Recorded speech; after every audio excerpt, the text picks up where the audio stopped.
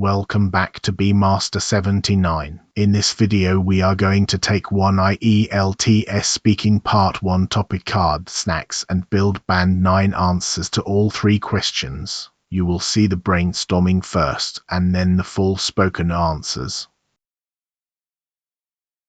First, what part 1 actually is. It lasts 4 to 5 minutes, and the examiner asks short, familiar questions about your own life. Aim for 2 to 4 sentences per answer. A one-word answer costs you fluency marks, but a speech of more than about 40 seconds costs you 2. And remember, you are not marked on the truth, so invent detail freely if it makes you sound more fluent.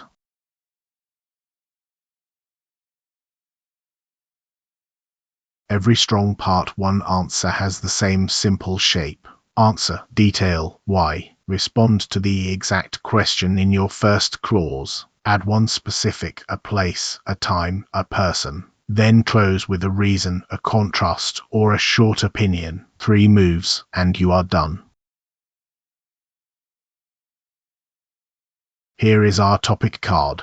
Number 6, snacks. What snacks did you eat when you were young? When do you usually eat snacks now? And do you think it is healthy for you to eat snacks? Notice the tense shift across the 3 questions from past to present to opinion. That shift is deliberate, and the examiner is listening for it.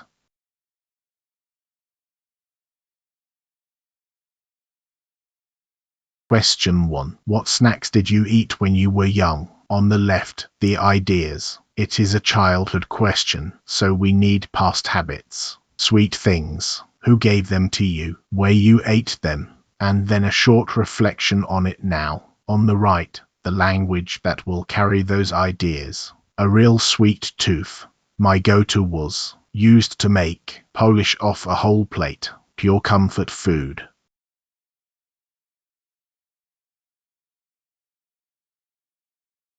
And here is the band 9 answer. When I was little I had a real sweet tooth, so almost everything I ate between meals was sugary. My go-to was a packet of chocolate wafers that my mum would slip into my school bag, and at weekends my grandmother used to make these little steamed rice cakes, and I'd happily polish off a whole plate in one sitting. There wasn't much nutritional value in any of it, but it was pure comfort food.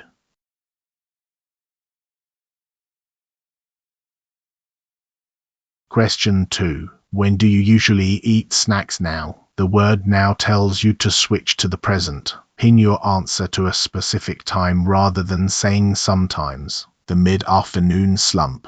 Then add a second occasion, working late. Say what you do about it. And close with why you snack at all. The language we want. My energy dips. Grab something. Plays havoc with my sleep. On the whole, out of habit rather than genuine hunger.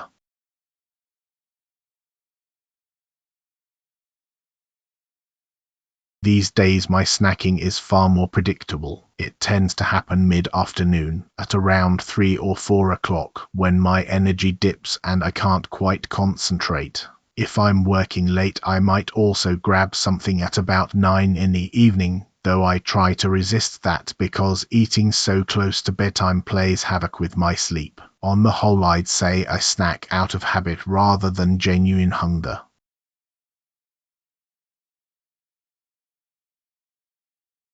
Question 3. Do you think it is healthy for you to eat snacks? This one is an opinion question, so you must take a position. But do not accept the false choice of yes or no. Say it depends on what. Concede a benefit, steady blood sugar. Then name the real problem, which is what we choose. And close with something you personally changed. The language. That depends entirely on. In itself isn't the problem. Gravitate towards. Packed with salt and sugar. Make a conscious effort to swap.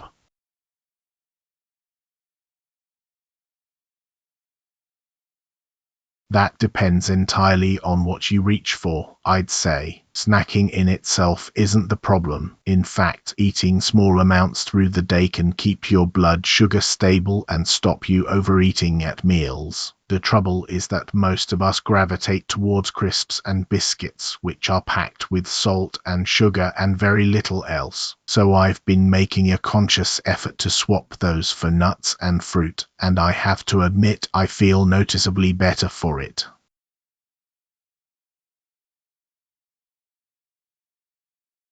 Here are all three answers together, so you can see the whole part 1 exchange at a glance. Pause the video here and read them through. Notice how short each one really is. Under 40 seconds of speech every time.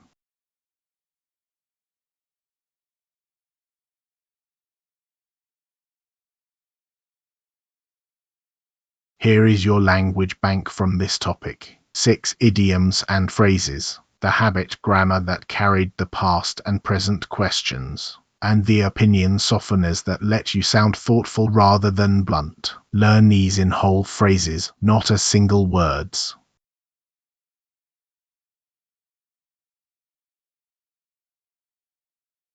So why do these answers reach band 9? Fluency and coherence, because they run without noticeable effort and the ideas are linked. Lexical resource, because the idioms arrive naturally rather than being forced in. Grammatical range, because past habit forms, present tenses and conditionals all appear accurately. And pronunciation, with stress used to highlight the key word in each clause. One honest note.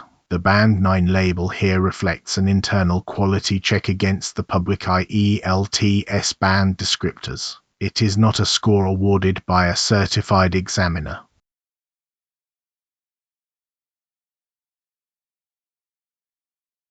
Your challenge. Record your own answer to question 3, then compare it with mine. Did you take a clear position in your very first sentence? Leave your answer in the comments and I will read them. If this helped, subscribe to bmaster79 for more band 9 walkthroughs. See you in the next one.